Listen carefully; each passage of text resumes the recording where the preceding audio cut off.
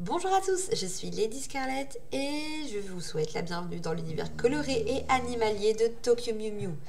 Une des héroïnes se distingue par sa timidité, sa douceur et sa puissance intérieure. Il s'agit bien entendu de Retazu Midorikawa et aujourd'hui je vous propose de lui consacrer cette vidéo. Avant toute chose, si vous ne me connaissez pas, je suis une VTubeuse fan de Magical Girl et je sors une vidéo tous les samedis à 18 h. Si vous appréciez mon contenu, n'hésitez pas à liker la vidéo et à laisser un petit commentaire parce que ça fait toujours plaisir. Trêve de discussion, je vous laisse avec le contenu du jour.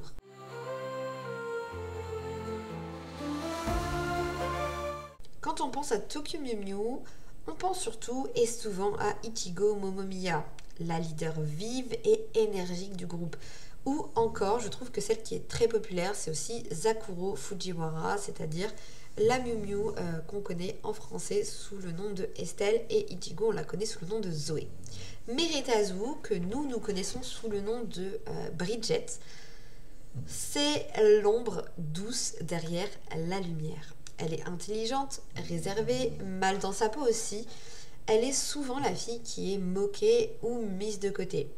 Son appartenance au groupe des Mew Mew va lui permettre de gagner en confiance en elle et elle va enfin pouvoir s'épanouir auprès de personnes qui sont respectueuses et qui sont véritablement ses amies. Et là, je pense qu'il est super important de faire un point sur l'arrivée de Retazu dans le manga comme dans l'anime et d'expliquer sa situation à son introduction. Comme Ichigo, Retazu est âgée d'environ 12-13 ans dans le manga. A savoir que dans la version animée Mew Mew Power, les personnages sont vieillis puisqu'elles ont plutôt 15-16 ans. Ce qui, à mon sens, est beaucoup plus cohérent avec les thématiques abordées et les aventures des Mew Mew. Donc là, c'était une petite parenthèse. Fin de la parenthèse. On découvre réellement Retazu alors qu'elle est au café Mew Mew avec des copines de son collège.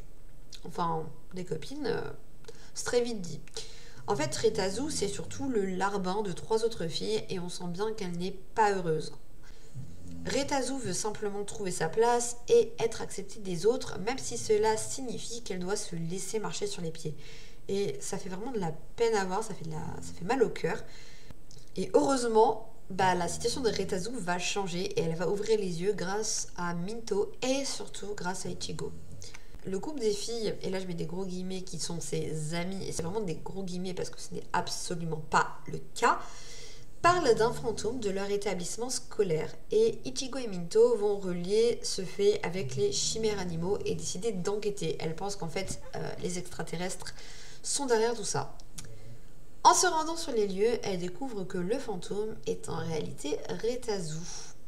Et qu'elle est, tout comme elle, tout comme Ichigo et Minto, une Mew Mew. Elles vont donc finalement l'intégrer au groupe des Mew Mew et petit à petit, Retazu va trouver sa place au sein de ce groupe et va s'épanouir, comme je le disais, et comprendre qu'elle peut être acceptée tout en restant tout simplement elle-même.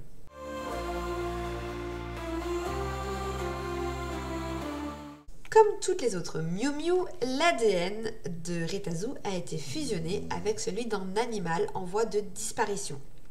Dans le cas de Retazu, il s'agit du marsouin aptère. C'est un cétacé et c'est aussi le seul marsouin qui ne possède pas d'aileron dorsal.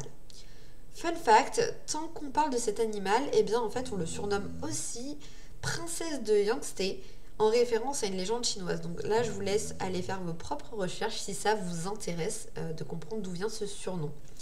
Le marsouin aptère est un animal donc aquatique. Et une des capacités de Retazu est ainsi de troquer ses jambes contre une queue de marsouin et elle acquiert ainsi la capacité de respirer sous l'eau. Son allure fait vraiment penser à celui d'une sirène dans ce cas-là et soyons honnêtes, ça c'est super stylé. La force tranquille. Retazu, comme je le disais au début, n'a pas une confiance naturelle en elle. Elle est moquée par celles qu'elle considère comme ses camarades, ses amis. C'est ce qui la rend en fait très touchante parce qu'elle doute, elle pleure, elle fait des erreurs et elle n'arrive pas à trouver sa place. On peut facilement s'identifier à elle, surtout si on a déjà été la fille invisible dans un groupe, celle qui ne trouve pas sa place et qui ne sait pas comment se faire des amis de manière sincère et qui n'ose pas prendre la parole. Pour vous faire une confidence, eh bien moi je m'identifie énormément à Retazu parce que j'étais ce genre de personne.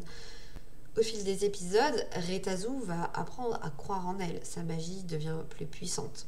Elle gagne en assurance sans jamais perdre sa gentillesse et son humilité. Et je trouve que c'est un personnage qui restera vraiment fidèle à lui-même du début jusqu'à la fin. On garde cette gentillesse et cette douceur, cette sensibilité qui font que Retazu est un personnage extrêmement touchant. On retient souvent les Magical Girls fortes, populaires et surtout extrêmement rayonnantes, celles qu'on a comme leader. Retazu, à contrario, c'est une héroïne douce, mais attention, elle n'est pas faible, mais vraiment pas. Elle incarne plutôt ce genre d'héroïne qu'on peut appeler force tranquille. On peut aussi dire qu'elle a un petit peu l'équivalent finalement d'Amy Mizuno, alias Sailor Mercury de Sailor Moon.